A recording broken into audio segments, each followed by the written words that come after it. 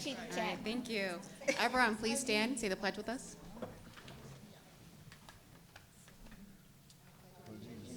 To the flag of the United States of America and to the republic for which it stands, one nation, under God, indivisible, with liberty and justice for all.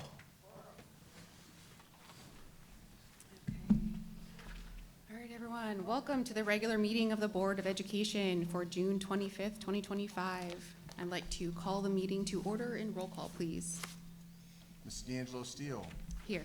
Ms. Liskini, Here. Ms. Martindale, Here. Mrs. Peterson, Here. Mr. Bosso. All righty, and next, let's do the adoption. I need a motion for the adoption of the agenda. So moved. Thank you, Ms. Martindale. And a second? Second, Peterson. Thank you. Roll call, I say roll call part. This is Ms. Martindale. Yes. Ms. Peterson, Yes. Ms. D'Angelo, or Ms. Liskini, Yes. Ms. D'Angelo Steele. Yes.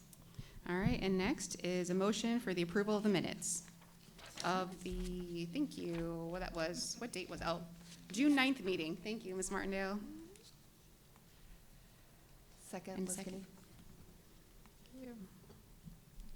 All right, roll call. Ms. Martindale. Yes. Ms. Liskini, Yes. Ms. Peterson, Yes. Ms. D'Angelo Steele. Yes. And now we move right on to presentations. We have a presentation, board agenda, goal update for customer interaction and communication engagement with Ms. Rachel Kelly. Thank you.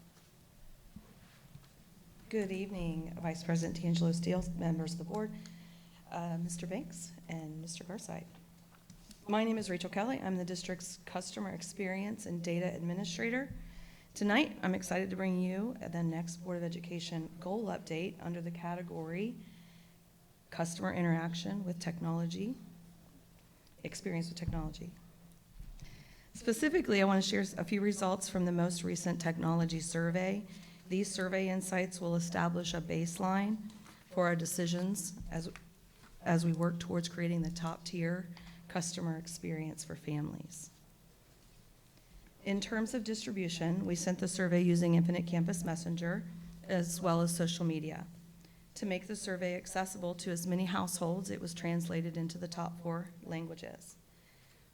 To give families ample time to participate, the survey was available for responses for 1 month. We did receive responses from families across all the school levels, and which was great. We had almost 500 responses, and while we'd hoped for a pretty larger turnout, every response provides valuable insight into the experiences of our families. 15 survey questions were formatted into belief and value statements. We gave 5 different response options based on a Likert scale. Respondents could choose strongly agree, neutral, disagree, or strongly disagree with the statement. Tonight, when we look at the data, I'm going to keep it a little simple. We have combined agree and strongly disagree, or strongly agree and agree together, and disagree and strongly disagree in the percentages. We'll look at the neutral responses specifically a little later on.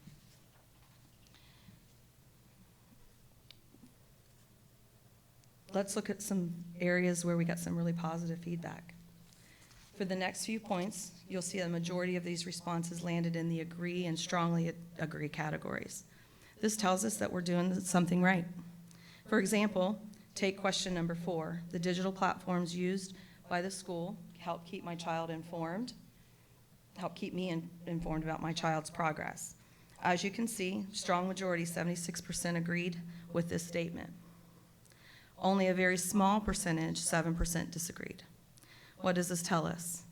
It means that our digital platforms are genuinely making a difference in keeping parents connected and informed about the students' progress. I feel confident using the school's technology to access important information about my child's education. Similarly, 74% agreed. The respondents feel confident with their technology, further emphasizing a positive sentiment in accessibility of our tools. The frequency of notifications from the school about important events and deadlines is appropriate. 77% agreed. The notification in frequency is appropriate. Again, a high percentage, lost my place there. According to the survey respondents, they feel that we're doing well in keeping them informed and providing accessible, manageable communications. So far, these responses demonstrate an overall positive perception of the technology and communication efforts. We are communicating effectively with technology. Areas for improvement. While we have seen encouraging results in some areas, we do have areas where parents have told us we could do better. The school provides adequate guidance and resources for parents to use educational technology effectively. While 52% agree, a significant 27% and almost 20% disagree. We certainly have some ground to cover when it comes to resources we offer families. That's why we want to give them more accessible help and guidance so they feel comfortable and confident using technology. To achieve this, we are currently streamlining our support materials and making them easier to find and understand. When we asked if the school was helpful when I experienced technology issues, 62% agreed. And that's great, and it tells us that the efforts are making a difference for many. But we also saw a significant 33% who were neutral or indifferent. This doesn't necessarily mean that they're unhappy. It could mean that they've not had a tech issue yet, or they simply are not aware that the help is available. This insight tells us we have an opportunity here. We want to make the support systems more visible and consistently helpful for all families. Everyone should know where to turn and what to do, who to call when they need help. Our aim is to move that 4% who disagreed, and especially that large neutral group, toward feeling more confident with our customer and technology supports. So as we wrap things up, what's the big takeaway? Overall, it's pretty clear the survey respondents are feeling good about the technology we are using, and we are communicating with them. But of course, we heard that we could step up our game. A big one is making sure that families have all the resources and guidance they need and to use the technology. We need to make those resources easier to locate and understand. Beyond just the more visible, we want to be incredibly consistent with our supports. What does that mean? It means when a family has an issue with technology or any issue, we need to ensure that they get the help they need every single time. We want them to know exactly where to turn, and for every single staff member to be equipped to provide that top-tier support. And that's why we're developing the Customer Experience Playbook. It's an essential guide that will lay out clear expectations for problem solving and customer supports across all of our 33 campuses, ensuring consistent, high-quality messaging and support no matter where they are.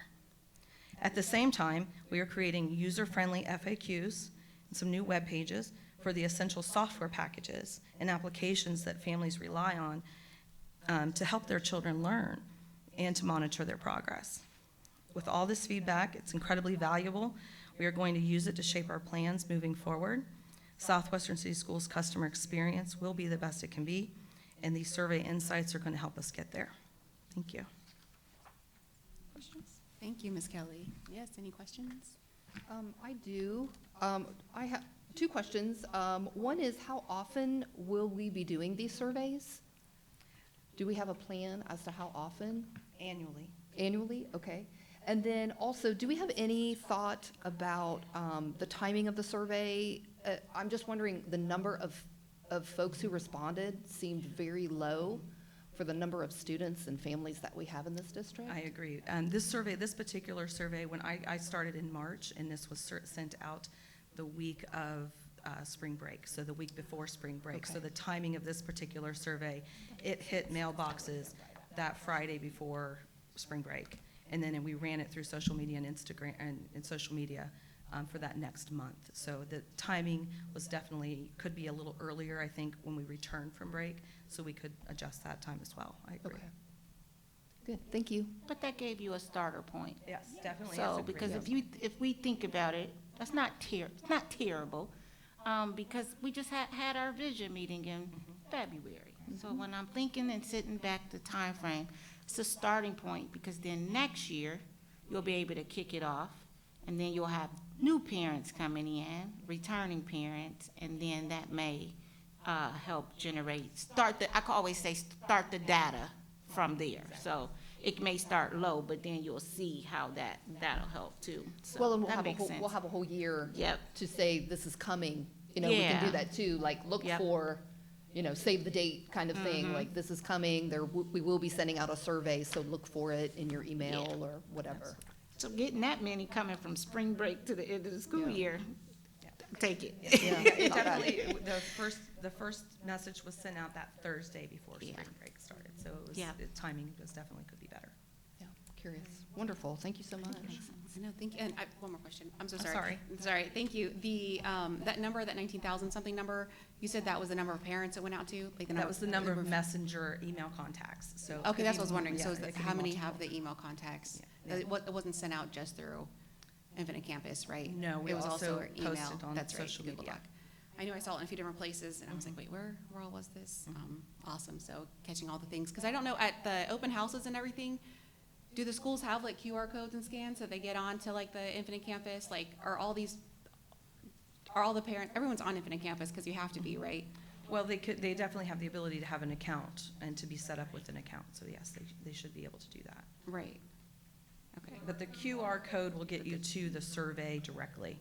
Right. Well, I just didn't know, like, if everybody was Infinite Campus users. I mean, are all parents, do you have to be an Infinite Campus user to be a parent?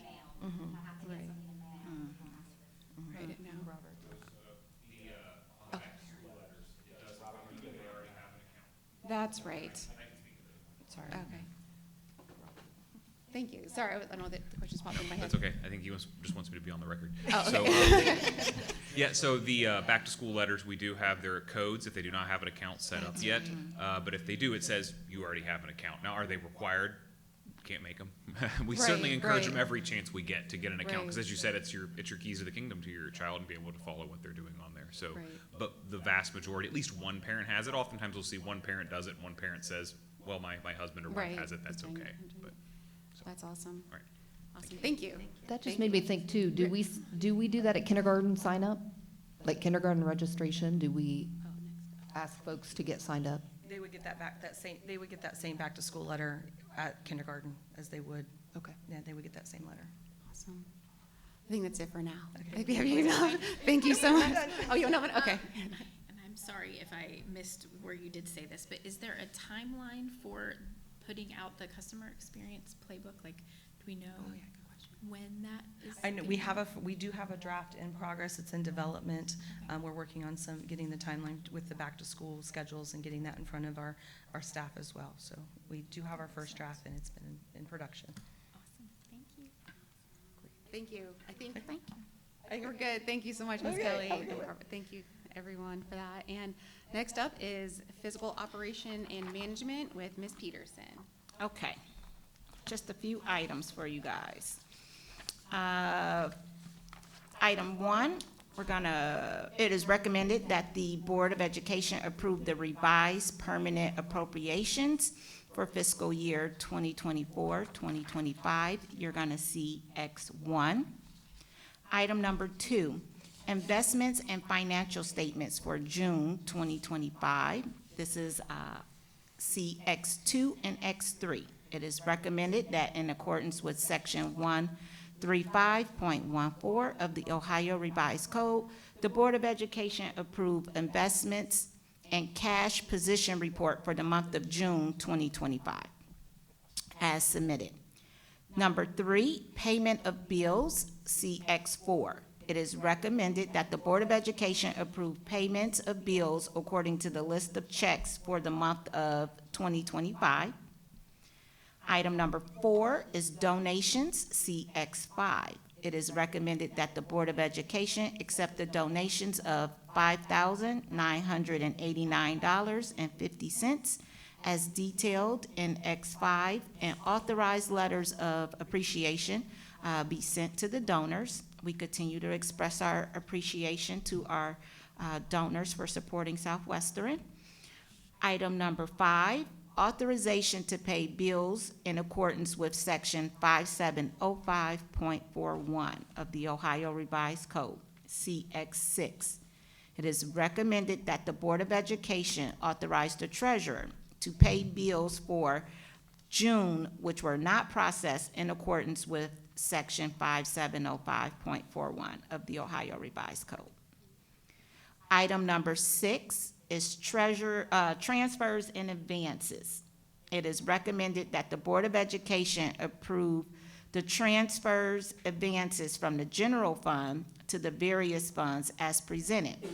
The advances are necessary to provide funds to state and federal grants that have a deficit balance. The transfers are necessary to set aside funds for future pensions, severance, and building obligations. This is CX7.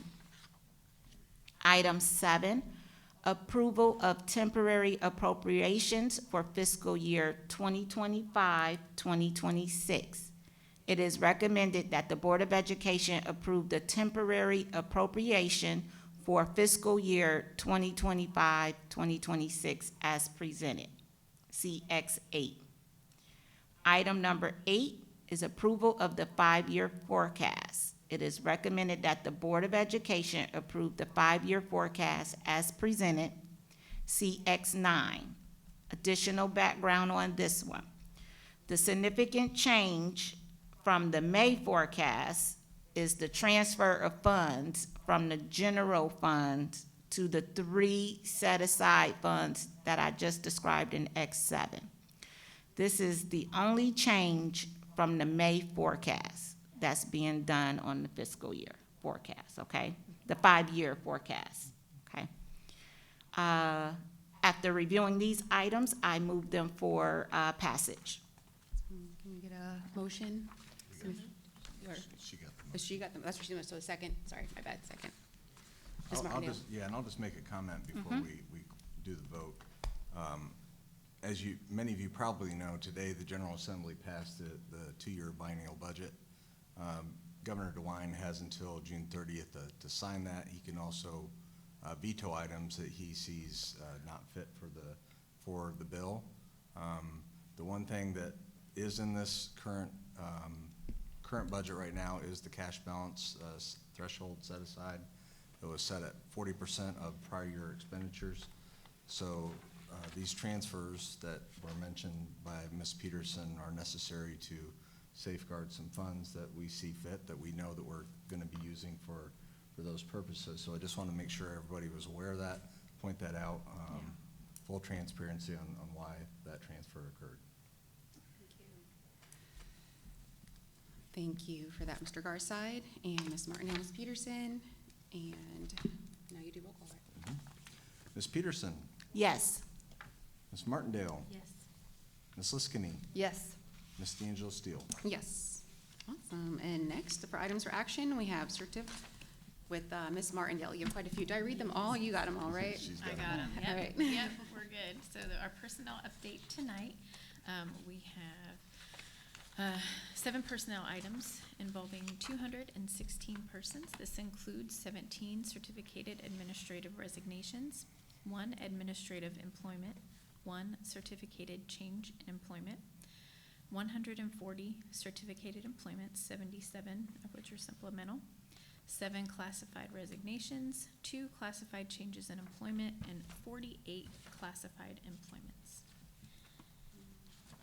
And we're very, very excited for all of these employments, and it's always important to remember that we are still hiring. So come and join our Southwestern City School District family. And that's all I've got, so. Thank you. I move that for vote. And I can't We're all second, right? discombobulated. Second, Liskini. Okay, I was like, oh, I'm so used to looking down the line to do the second. All right, Ms. Martindale, Yes. Ms. Liskini, Yes. Ms. Peterson, Yes. Ms. D'Angelo Steele. Yes, yes.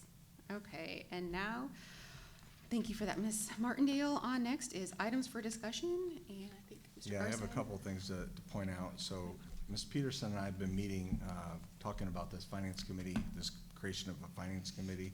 So we're gonna come at the July 10th meeting to discuss that and just give some open dialogue on how that could be set up.